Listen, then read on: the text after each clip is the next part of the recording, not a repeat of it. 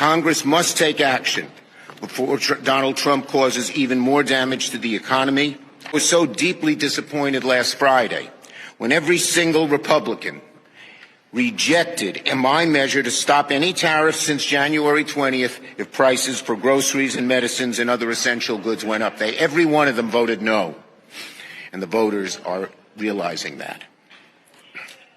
Let me repeat. Republicans had the chance to stop this pain for American families, and every single one voted no. But we won't be deterred in fighting for Americans. That's why today I'm proud to be joining Senators Wyden, Kaine, Warnock, and others to introduce another resolution that would halt all of Trump's tariffs.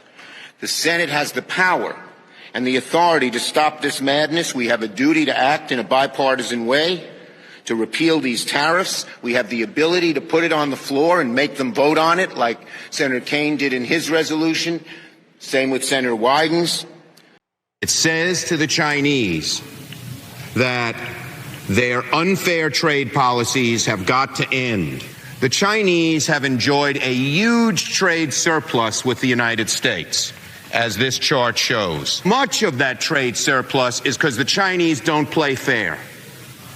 They don't let our goods into their country, so that their exports get a 27% advantage here in the United States.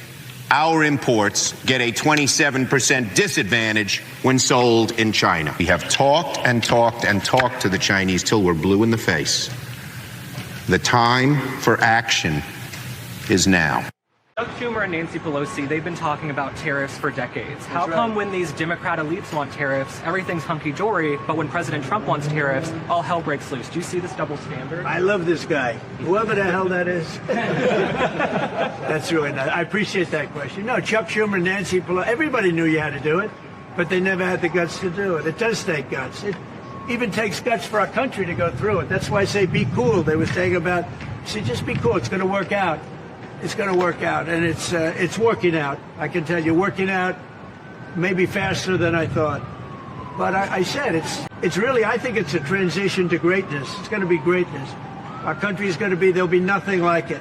People investing in our country, they're going to do better than they've ever done before.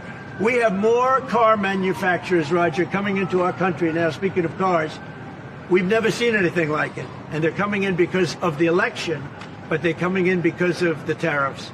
Because they don't want to pay 25 or 50 or whatever it may be. They don't want to pay that. They can't pay that. We had 3 cancellations in Mexico, building a plant. They're all coming into the United States. Canada, they're coming in. From China, they're coming in from everywhere. And that's just cars. We have chip makers coming. We're the biggest chip maker in the world, from Taiwan, coming in, spending $3 billion to build plants, and mostly a big plant. This is a hell of a plant. When you spend the kind of money that they're going to go $200 to $300 billion, not million. You know, you'd say million would be the right number. It's not $200 to $300 billion. Think of that, $300 billion. Yeah, if you look at Apple, Apple is going to spend $500 billion building a plant. They wouldn't be doing that if I didn't do this. They'd just keep building them in China, and that's unsustainable. It's not a pleasant thing to do. But I appreciate the question. And, you know, interestingly, Chuck Schumer and Nancy Pelosi, Crazy Nancy, they've wanted to do this for years, but they never had a president that had the guts to do it, because it does take guts, believe me. In terms of tariffs, I think it's interesting to note that the average U.S. MFN tariff on Chinese goods coming into the United States is 2%, whereas the average Chinese MFN tariff on U.S. goods going into China is 35%. Is that reciprocal? On exports, China only allows certain industries into China, of U.S. Industries into China, and therefore only 2% of U.S. exports are allowed into China. On the other hand, the U.S. allows China to flood our markets with a third of their exports, and that'll probably go over 40%. And it's limitless because we have not placed any restriction. In terms of jobs, this is the biggest and cruelest hoax of all.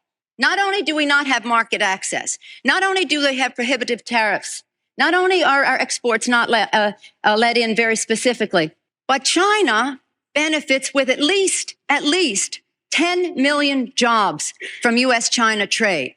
The president, in his statement requesting this special waiver, said that China trade supports 170,000 jobs in the United States, 170,000 jobs, whereas